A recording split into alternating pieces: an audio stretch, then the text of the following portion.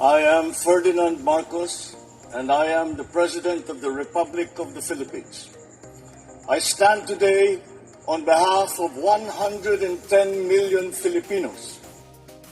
Hey everyone, hello universe, it's me again. Shoutout sa inyo mga kababayan, sa mga Marcos Lilis supporters, Filipino and OFW. Ayan, mayroon lang ako guys, isi-share sa inyo, i-updates ko sa inyo. Alam nyo ba, sa pamumuno ni dating Pangulong Marcos Sr., ay pinasara ang Senado? Nakaw! Grabe. Nung panahon na yan kasi, talagang grabe. Parang under attack ang kanyang administrasyon, no? Kaya nga, nag-declare ng martial law diba? So, dahil dito mga kababayan, alamin po natin kung ano po ang nangyari nung panahon na yon. Bakit nga ba sinara ng dating Pangulo ang Senado? Sabi dito mga kababayan, sa Marcos Forever Movement, wow, nagsasaliksik sa totoong pangyayari sa mga nakaraan at sa mga kasalukuyan. Ayan, sabi po dito mga beswa, sabi po dito sa Marcos Forever Movement, ayan, Marcos Sr. pinasara ang Senado noong 1972. Goes. Parang ngayon ko lang yata na alam ito guys, wala pa akong muwang ng panahon na yun. Sa panahon ng pamumuno ni Ferdinand Marcos Jr., pansamantalang nawala ang Senado noong idiniklara ang martial law. Yun pala. Diba, under attack ang kanyang administrasyon. That's why, pinasara ang Senado. Yun mga bes. So, do you think mangyayari kaya sa panahon ngayon ng kanyang anak? Palagay ko, hindi. Well, sa aking pananaw lamang, ewan ko lang sa inyo mga bes, narito ang mga nangyayari. Ayan, basahin po natin para mayroon tayong knowledge sa nangyayari nung panahon na yun. Shout out sa inyo again sa mga Marcos loyalists. Hello po. Ayan, siguro iba sa inyo alam ang tungkol dito. For sure guys, dahil sa panahon na yan gising na gising kayo at alam nyo ang buong pangyayari. Noong September 21, 1972, idiniklara ni Marcos ang martial law sa pamamagitan ng Proclamation Number 1081. Wow, grabe. Isinara ang Kongreso, kabilang ang Senado. What? No, my goodness, guys, Anong sinabi? Isinara ang Kongreso, kabilang ang Senado. Wow. Ibig sabihin ng House of Representatives, goes. Yan guys, kabilang ang Senado at ang House of Representatives nung panahon na yan. At maraming opisyal ng oposisyon at ang kritiko ng pamahalaan ang inaaresto. Kabilang sina Benigno Aquino Jr., Jose W. Diokno at Lorenzo Tañada. Talaga pala ito si Diokno, kaya pala guys, anti-Marcos. Ayan wow, grabe pala ito mga kababayan, yung pangyayari na ngayon. Tuloy, sa ilalim ng martial law, maraming batas ang direktang ipinatupad ng Pangulo sa pamamagitan ng presidential decree sa halip na dumaan sa Senado. Goes. Pwede pala yun guys. Noong 1973, pinalitan ng bagong konstitusyon ang dating Kongreso at itinatag ang parliamentary style government na tinawag na Batasang Pambansa na natiling walang Senado sa loob ng humigit kumulang 14 na taon. 14 na taon guys, So, I think sa panahon natin ngayon, medyo magulo nga yung mga senador na yan, hindi sila mapakali. Kasi yung ibang senador, ay sumusuporta sa isang pamilya. Ito pananaw ko lamang mga kababayan. I don't have any sources, but based on my observation sa nangyayari, parang ganun nga ang nangyayari. Sa tingin ko lang, parang hindi yata sa taong bayan ang kanilang pinagsisilbihan. I'm not saying all the senators like that, but only some senators are, alam nyo naman siguro guys kung anong tinutukoy ko, di ba? Naibalik lamang ang Senado matapos ang People Power Revolution noong 1986. Yes. Sa ilalim ng 1987 Constitution na pinirmahan ni Corazon Aquino, ibinalik ang bicameral Congress o ang Senado at House Representative. So, I think kahit naman sindi si Cory, maibabalik din sa ano yan, sa dati, 'di ba? Kasi sila 'di ba guys ang gumawa ng batas. So, I hope ibig sabihin sana nung panahon ni Cory Aquino, ang ibinalik niya na lang sana yung House of Representative, hindi na ang Senado. Kasi magulo, 'di ba?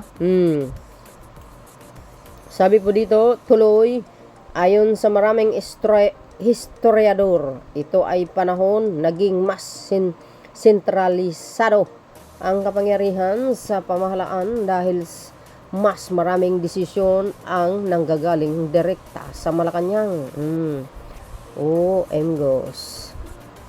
Parang pangulo lahat ang may akda sa lahat na kung ano ang dapat gawin. Tama ba guys? Yung sinabi ko. Correct me if I'm wrong. So, sabi kasi dito nanggagaling sabi dito, dahil mas maraming desisyon ang nagagaling direkta sa Malacanang. Ayun nga, di ba? Sa kabilang banda, maraming mga positibong epekto ang martial law noon. Kabilang dito ang mas mahigpit na pagpapatupad ng disiplina, pagbababa ng krimen. Ayan ang dinulot ng martial law guys. Maganda naman talaga. According to my relatives, mga aunties, mga lolos, yan po ang karamihan sa sinasabi nila. Very peaceful yung panahon na yun. Kukunti lang daw yung wala daw na nabubuntis na mga bata pa. Hindi daw tulad sa ngayon ang iba na sa kalye. 16 or 15 pa lang buntis na. Nung panahon na yun wala yung mga ganyan-ganyan kasi may curfew, ika nga, bawal lang ligawan sa labas. Kailangan sa mga oras daw kung anong itinakda nung panahon na yun, dapat nasa loob ka na ng bahay. Naku po, mahigpit nga. Ayan pagbaba ng krimen. Oo nga naman. Sa ilang lugar, mas mabilis na magpapatayo ng ilang infrastruktura tulad ng mga kalsada, tulad ospital at iba pang proyekto ng gobyerno. May mga sumusuporta rin sa pananaw na maging mas organisado ang pagpapatupad ng ilang programa ng pamahalaan noong panahong iyon. Wow! Kung ganun lang din naman mga kababayan, di ba mas maganda pa? Nang sa ganun bababa ang mga kriminalidad. Di ba? Mababa yung mga teenager pregnancy na sinasabi. Di ba? At iwas-iwas sa mga pakalat-kalat sa kalsada sa 10 oras ng gabi. Totoo naman yun mga kababayan ang sinasabi ng aking mga relatives na mga matatanda na talaga. Ay totoo yun, napaka-peaceful daw ng panahon na yun. Ng panahon ni Marcos Sr. at maganda ang kanyang pamamalakad. Hindi lang po yan.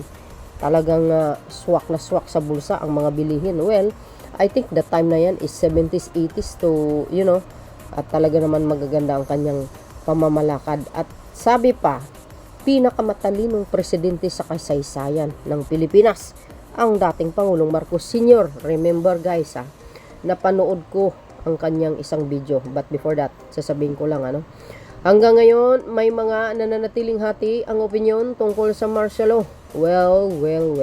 Mga anti-Marcos lang ang mga naghahati. Pero yung nakakaintindi na malawak ang pangunawa, alam nila kung anong magandang idinulot ng martial law. Ayun binasa na nga natin. Dahil magkaiba ang karanasan at pananaw ng maraming tao sa bahaging ito ng kasaysayan ng bansa, pero hindi maitatanggi na malaki ang naitulong nito sa pagpaunlad ng Pilipinas. Absolutely yes. Exactly. Tama naman yun. Alam naman natin ang kumukontra lang sa martial law itong mga dilawan, di ba? Hindi, huwag yung sabihin hindi. Di ba? Kasi mga mapangahas din ang mga nagrarally nung panahon na yun. Di ba? Naghahanap lang sila ng sakit sa katawan nila. Sinabi nga, bawal lang ganito. Kaso lang, nagpumipilit yata sila.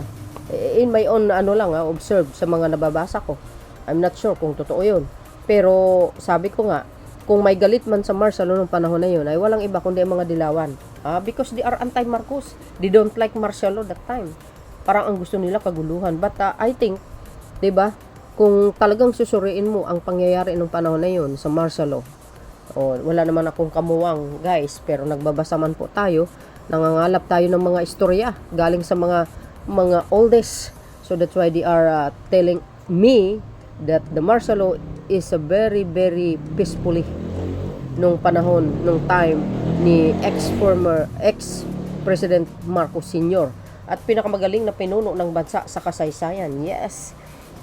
Alam niyo mga kababayan, napanood ko yung kanyang isang video na sinasabi when sabi niya I enter to Malacanang Palace. Nung kanyang pagdating, first term niya bilang presidente ng bansang Pilipinas nung panahon na yun. Alam nyo ba, may utang pala ang Pilipinas na hindi nakakabayad? Tapos, nung panahon na yun na hindi pa siya umupo sa palasyo di Malacanang, ay nangungutang daw ang dating mga pangulo sa World Bank. Kaso lang tinanggihan. Diba?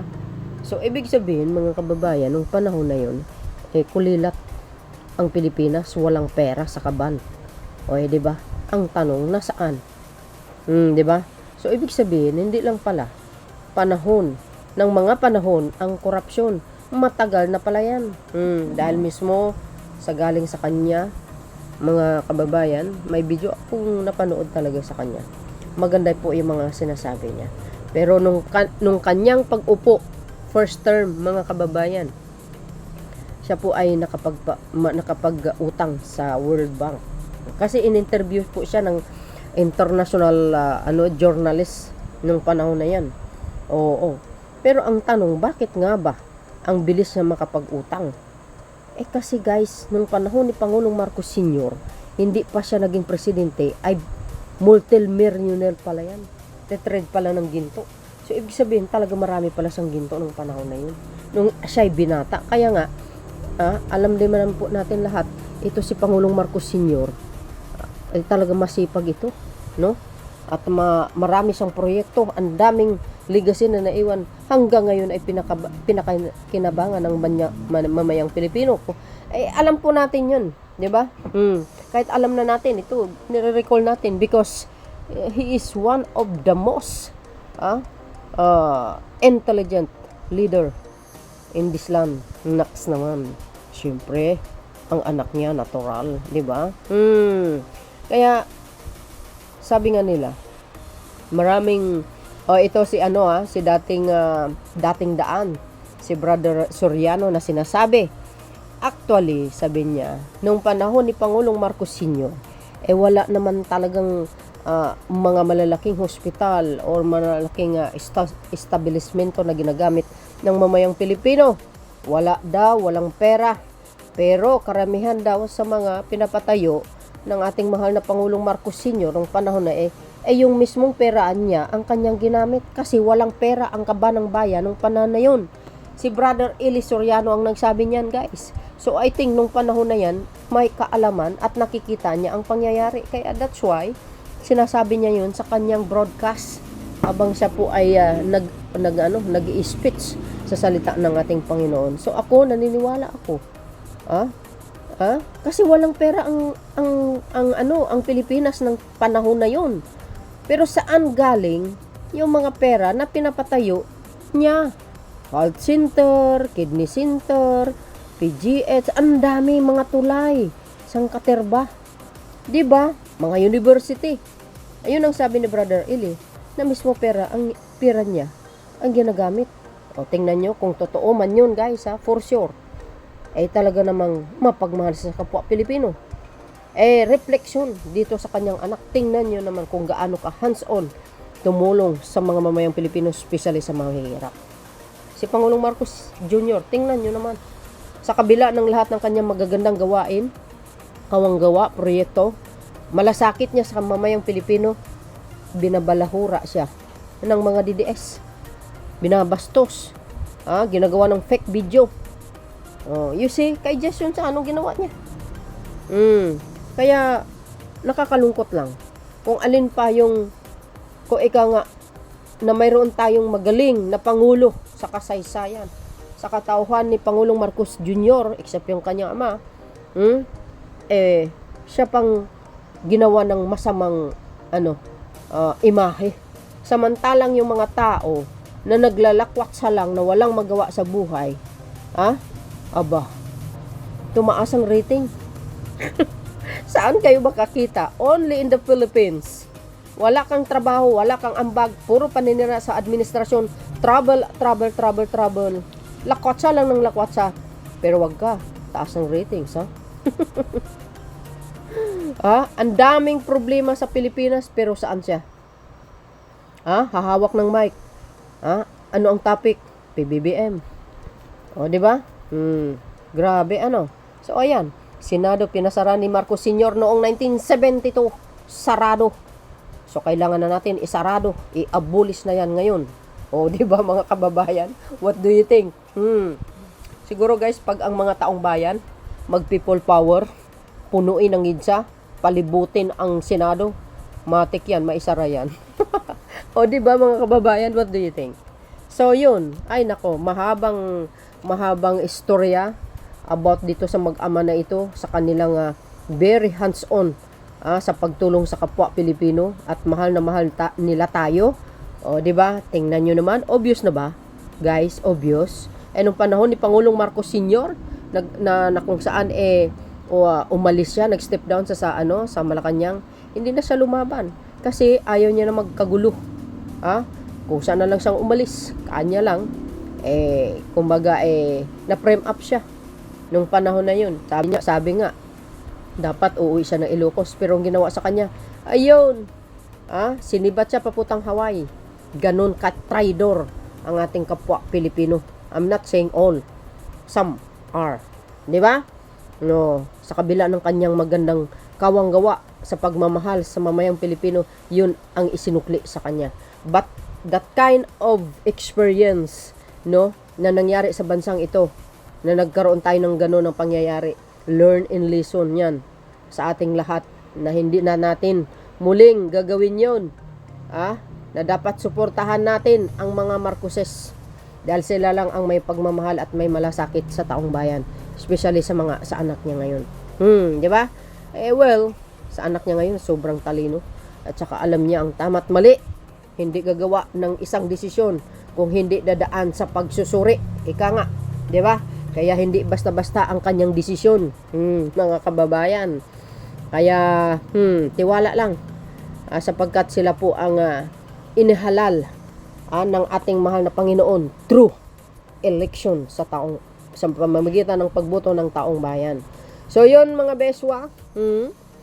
Kung may mali ako guys, correct nyo ako Hindi naman tayo perfecto. But, kaya nga nandiyan kayo para tulungan nyo ako. Shout out sa inyo mga beswa. Thank you guys sa mga ating mga co-Marcos loyalists and supporters. Lagi nila akong kinokorek. Okay? Pero yung ikot ko guys sinasadya ko yun kasi yung YouTube kasi masilan nakakaano nga talaga Pero matik yun, common sense na lang, alam naman ninyo yun. So yun mga best, anong masasabi nyo dito? Ako, maganda syempre. May reason naman kung bakit sinara. 'Di ba? Under attack ang kanyang administrasyon ng panahon na yun dapat lang.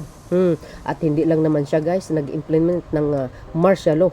Ayan po ay dumaan din sa dalawang legislatura, correct me if I'm wrong, Senado at ang House of Representative.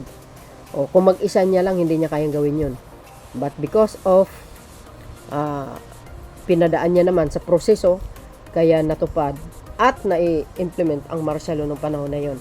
Kasi sabi nila ng mga anti-Marcos, sila daw isang nagdesisyon, niknik nyo, magbasa kayo kasi ng history para may alam kayo. Lalo nito mga anti-Marcos, mahilig mag-gaslight. Sobra-sobra, kulang-kulang. Kasi kulang ang mga pag-iisip. So yun mga kababayan, thank you guys for watching. See you again when we next upload. Like and follow me.